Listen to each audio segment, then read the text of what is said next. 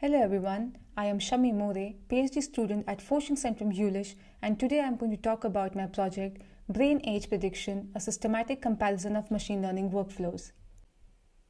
Brain-based age prediction aims to estimate a person's age based upon brain data acquired using magnetic resonance imaging. Brain structure is well known to alter throughout life, and there's substantial heterogeneity in how the aging process affects different individuals. Thus, chronological age is not an accurate measure of an individual's rate of biological aging. Instead, machine learning models can be trained using healthy brain images. These models can then be used to predict age on a new unseen sample. We can then compute the difference between the predicted age and true age, termed as brain age delta. For instance, if the true age of a person is 40 years and the predicted age is 42 years, then the brain age delta is plus 2 years. But if the true age of the person is 40 years and the predicted age is 50 years, then the brain age delta is plus 10 years. This high brain age delta indicates older appearing brains, and many studies have shown that higher brain age delta is associated with measures of aging and cognitive impairment. Thus, we need accurate models to predict age. In order to do so, we need to understand how several choices of feature representation and machine learning models affect prediction error. There are a multitude of studies on brain age prediction. However, the studies are quite heterogeneous in methodology and hence incomparable. There are different ways in which data can be represented as features, and there are several choices of machine learning models available. Which of these combinations gives lowest error is not known. Furthermore, many evaluations are performed in a rather homogeneous setting where the data comes from the same site. However, for the real-world application, it is necessary to predict data from novel sites with confounding imaging effects.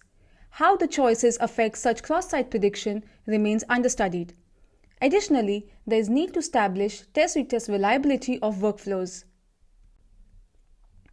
Therefore, in the current study, we systematically evaluate 128 workflows, which are a combination of different feature spaces and machine learning algorithms, to find a best performing workflow.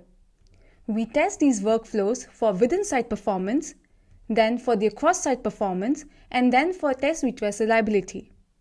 The best performing workflow was then applied on clinical data. These 128 workflows are combinations of 16 feature spaces and 8 machine learning algorithms. 12 feature spaces are derived from voxel-wise gray matter data, smooth and resampled with different values without PCA, and additionally applying PCA for dimensionality reduction. 4 feature spaces are derived from Schaefer atlas and Buckner atlas at different granularities. 8 machine learning algorithms included various linear and non-linear algorithms widely used in brain age literature. We first evaluated 128 workflows for within-site performance. 16 workflows were selected and assessed for cross-site performance. Next, 4 workflows were selected and assessed for test-retest reliability. We finally choose one best-performing workflow. Coming to methods, we use MRI images from healthy subjects with a wide age range of 18 to 90 years from 4 large databases for training within-site and cross-site workflows. 3 independent datasets were used for testing the selected workflows. All the T1 MRI images were pre-processed using voxel-based morphometry implementation of CAT 12.8 toolbox with the default settings. Modulated gray matter images were used as features. Coming to results, we will first look at within-site evaluation results. 128 workflows were trained on data from all the 4 sites separately using 5-fold cross-validation. Here we see an example output on CamCAN data from within-site predictions using the best performing workflow. There is a high correlation between true and predicted age, and the mean absolute error was 4.94 years. To find the best performing workflow, the cross-validation mean absolute error was averaged over all the folds and then averaged over 4 sites. Cross-validation error ranges from 4.9 to 8.5 years. The best performing workflow was a combination of feature space derived from voxel-wise data, smooth with a 4 mm kernel and resampled to 4 mm spatial resolution with Gaussian process regression model. Next, we see the scatter plot between cross-validation mean absolute error and test mean absolute error. We see there is a high correlation between them. Since testing all 128 workflows for cross-site performance was computationally expensive, we selected a few workflows keeping the variance in the performance because we did not know how these workflows will perform on cross-site data. Coming to cross-site results, here 16 selected workflows were trained on 3 datasets combined together as training data and left outside as testing data. Here we see an example output on CamCAN data from cross-site predictions using the best performing workflow. There is a high correlation between true and predicted age. To find the best performing workflow, the test mean absolute error was averaged over 4 sites.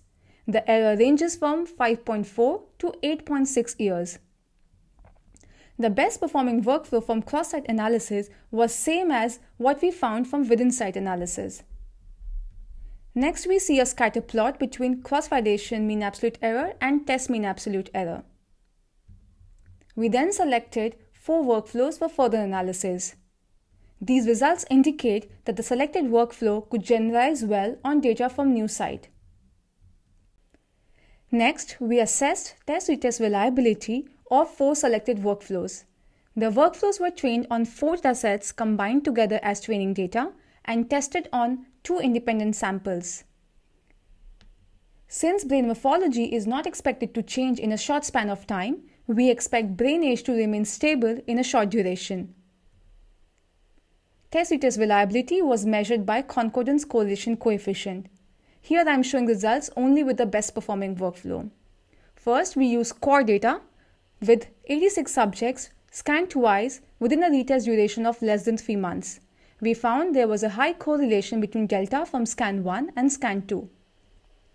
Next, we used the OSS dataset and found similar results.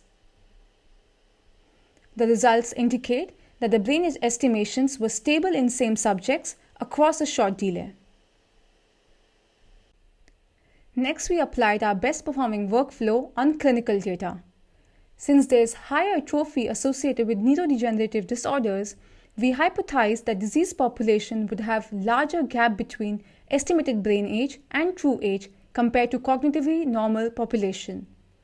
We tested this using ADNI data by comparing the estimated brain age delta between cognitive normals, subjects with early and late mild cognitive impairment, and Alzheimer's disease. Age bias correction in predictions for all the groups was done using control group following the standard method. After correcting for multiple tests, we found a significant difference between Alzheimer group compared to all other groups, and there was a significant difference between cognitive normals and late MCI. The results indicate that there is higher brain age delta in MCI and AD patients, indicating accelerated aging. Next, we investigated associations between brain age delta and various clinical test scores commonly used to measure disease severity in dementia. First, we use mini mental state examination. Lower value indicates higher impairment. We found a significant negative correlation between delta and MMSE in Alzheimer's and late MCI group.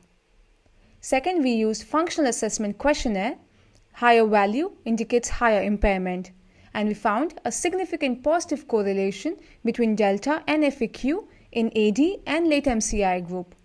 There was no correlation in cognitive normals and early MCI.